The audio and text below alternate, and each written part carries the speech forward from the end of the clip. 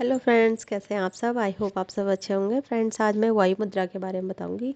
पंच महाभूत जिनके पंच महाभूत क्या हैं। पंच महाभूत के बिना हमारा जीवन अधूरा होता है। पंच महाभूत जो होते हैं, इन्हीं पे हम सब का, सभी प्राणियों का जीवन आधारित होता है। जब भी हम आप आध्यात्मिक रास्ते पर चलते हैं, तब हम संभव असंभव को भी संभव बना लेते हैं। कैसे?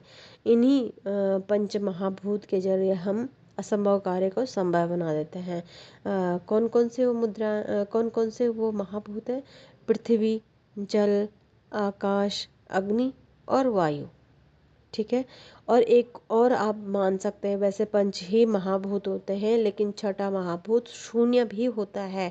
शून्य के बाद ही हम कोई कार्य कर पाते हैं। जब हम शून्य में आते हैं, उसके बाद हम हमारे अंदर नयापन आता है। जब जब किसी कारणवश इंसान शून्य की अवस्था में आ जाता है, उसके बाद उसके जीवन में नयापन आता है और वो बहुत ही अच्छे अच्छे से कार्य करता है अपने ऊपर, या किसी भी काम को जब वो करता है तो शून्य शून्य के बाद ही कर पाता है।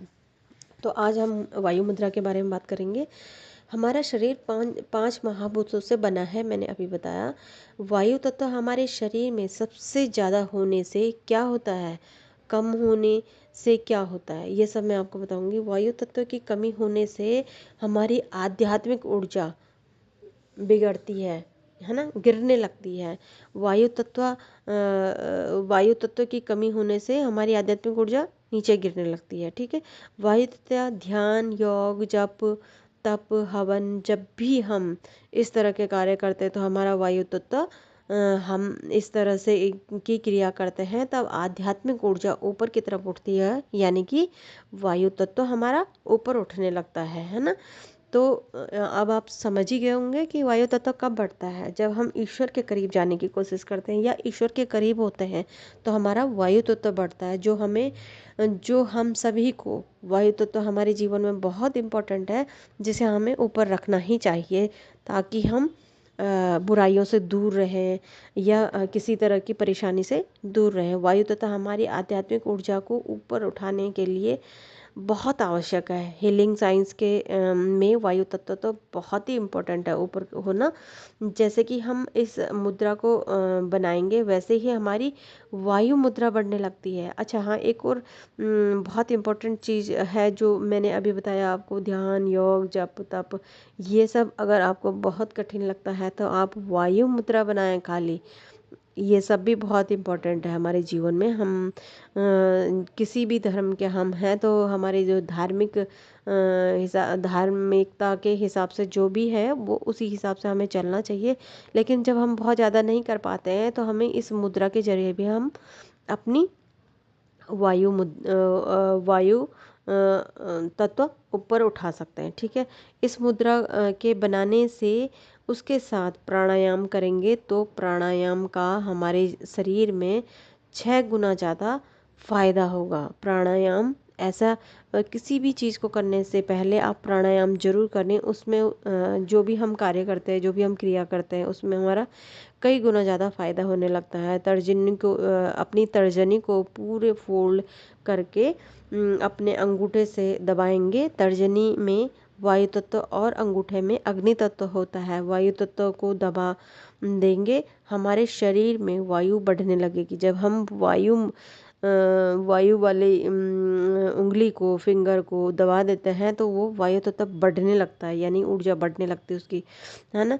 ध्यान, प्राणायाम, भ्रामरी, अनुलोम विलोम कर सकते हैं। कुछ भी करेंगे तो उसकी इसमें प्राणवायु बढ़ेगी। गहरी गहरी सांसें लें, इससे भी प्राणवायु बढ़ती है। ठीक है। तो फ़ायदा क्या क्या होता है? आध्यात्मिक फ़ायदा होता है इससे। ठीक है। आनंद आपको मिलता है। जोड़ों का फ़ायदा, आँखों में जलन, खून की कमी, प्लेटलेट बढ़ना, चेहरे में ग्लो करेगा, और थकान नहीं लगेगी, मन ठीक रहेगा, और सर्वाइकल पेन भी ठीक हो जाएगा इससे, है ना। बहुत सारी ऐसे बेनिफिट हैं जो कि वायु मुद्रा के करने से, वायु तत्व के बढ़ने से हमें मिलते हैं। इस मुद्रा से वायु बैलेंस होती है और स्किन बहुत अच्छी हो जाती है। इसे कभी भी किसी भी जगह पर कर सकते हैं। वायु मुद्रा आप कभी भी कर सकते हैं। आपको इससे कोई भी दिक्कत नहीं आएगी। आप चलते चलते भी कर सकते हैं, आप बैठे बैठे भी कर सकते हैं, आप बात करते करते भी कर सकते हैं। इस मुद्रा का बेनिफिट आप उठा सकते हैं। इसलिए अपने जीवन में वायु मुद्रा को जरूर बढ़ाएं। वायु मुद्रा के लिए, वायु मुद्रा बढ़ने से हमारे शरीर में बहुत सारे फायदे होते हैं, अभी मैंने आपको बताया है ना। तो किसी भी तरह की कोई प्रॉब्लम है शारीरिक, तो वायु मुद्रा आपकी ये प्रॉब्लम्स को दूर करेगी। जैसे हमें थकान लगने लगती है तो हमारी बहुत बेनिफिट देती है वायु मुद्रा। ठीक है। मन ठीक नहीं रहता है, बेचैनी रहती है, घबराहट होती है, या इस तरह की कोई भी प्रॉब्लम इंसान को जब होती है तो वायु मुद्रा बैलेंस होने से ये सारी प्रॉब्लम्स गायब हो जाती हैं। इसलिए फ्रेंड्स, वायु मुद्रा को ज़रूर बढ़ाएं और अपना जीवन सुखमय करें। तो आज के लिए इतना ही। मैं छोटे छोटे वीडियो बनाती हूँ ताकि आप आराम से सुन सकें। ज़्यादा लंबे वीडियो सुने भी नहीं जाते हैं और बेनिफिट भी नहीं मिल पाता है।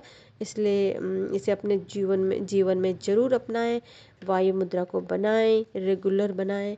वायु मुद्रा बना के आप कहीं पर भी बना सकते हैं। वायु मुद्रा में ऐसा कोई दिक्कत नहीं होती है इसमें। तो आप अपने इस शारीरिक चीज़ों में या आध्यात्मिक चीज़ों में आध्यात्मिकता बढ़ाने में बहुत फ़ायदा होता है। तो आज के लिए इतना ही। Thank you so much.